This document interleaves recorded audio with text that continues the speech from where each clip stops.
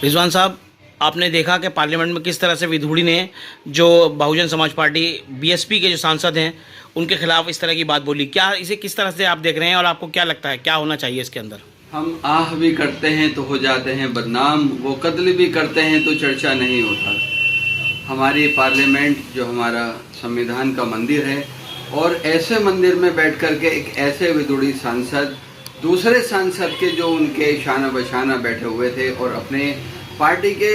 बेहतरीन चुने हुए नुमाइंदे कुंवर दानिश साहब, उनके बारे में विधूड़ी जी कहते हैं कि ये कटवे और आतंकवादी, ये अल्फाज नहायत ही गिरे हुए और घटिया दर्जे के इल्ज़ामात हैं जो उन्होंने लगाए हैं। या तो वो अपने आप को पूरे हिंदुस्तान का, मैं समझता हूँ शायद वो अपने आप को मजिस्ट्रेट समझ रहे हैं, उनके आगे सुप्रीम कोर्ट भी कोई नहीं है, क्योंकि उन्होंने अपने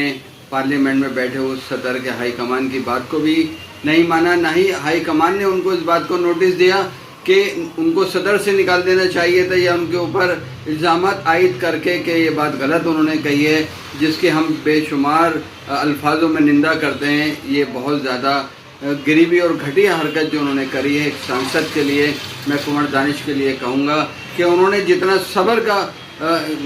मुकाम दिखाया, इतना सब्र उन्होंने दिखाया, इतना मैं समझता हूँ कि मुसलमान होने के लिए उनके लिए सिर्फ इतना ही काफ़ी था। क्योंकि हमारे यहाँ जो भी कुछ होता है अखलाक के ऊपर होता है, लेकिन इतने इल्ज़ामात देने के बाद हमारे पार्लियामेंट के दीगर लोग नहीं बोल पाए इसके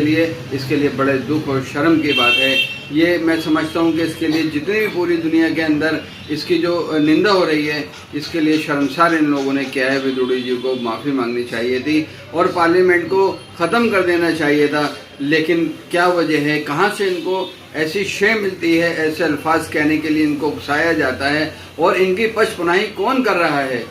मैं समझता हूँ कि बहुत ज़्यादा हमारे लिए डूब मरने का मुकाम है कि जिस मुल्क के अंदर हिंदू मुस्लिम सिख ईसाई पार्लियामेंट में चुनकर के पहुंचते हैं, और ऐसे संविधान को मानने वाले जो संविधान पढ़ करके पार्लियामेंट पहुंचते हैं, उनको अगर ये कहा जाए कि वो आतंकवादी हैं, उनको अगर ये कहा जाए कि कटवे मुल्ले और बाहर निकल तुझे मैं बताता हूँ अभी, तो इसके लिए मैं समझता हूँ इससे ज़्यादा शर्मसार की बात पार्लियामेंट के लिए नहीं हो सकती। ये कहीं भी हो सकता था, गली में छुट भैया लोगों के साथ हो सकता था, गालम गलौज हो सकता था, लेकिन इस लेवल पे बैठने के बाद और पहुंचने के बाद जब आदमी ऐसे अल्फाजों का इस्तेमाल करता है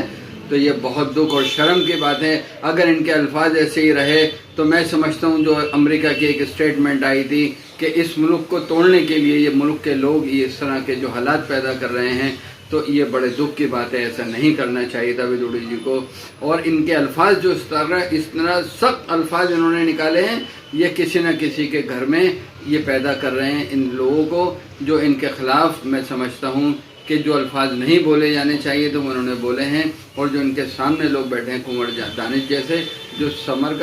अपने सब्र का तहम्मुल कर रहे हैं, मैं उनको बहुत बहुत शाबाशी और मुबारकबाद देता हूं कि उन्होंने अपनी पूरी कौम और पूरे समाज और पार्लियामेंट की जो गरिमा और जो इज़्ज़त बढ़ाई है, जो इज़्ज़त रखी है, मैं उनको बहुत सलाम करता हूं। लेकिन विधूड़ी जी के मैं बहुत निंदा करता हूं। इन्होंने जो किया वो नहायत ही ऐसे अल्फाज नहीं हैं, शर्मसार करने वाले हैं, जो पूरे हिंदुस्तान और पूरे मुल्क को इन्होंने शर्मसार किया, हमारी पार्लियामेंट को शर्मसार किया है। इसके लिए मैं समझता हूँ कि प्राइम मिनिस्टर साहब को ज़रूर बोलना चाहिए, और उनको ऐसे अल्फाज ना कहने पर अपने अल्फाजों से वो जब दिल की बात करते हैं, मन की बात करते हैं, तो उन्हें पार्लियामेंट की बात भी करनी चाहिए। जबकि नया पार्लियामेंट उन्होंने अभी उद्घाटन किया है, नए मंदिर को उद्घाटन किया है। अगर वहाँ पर ऐसे अल्फाजों का इस्तेमाल किया गया तो मैं समझता हूँ ये मंदिर के अंदर फिर कुछ और ही बनने वाला है या कुछ और ही पैदा होने वाला है।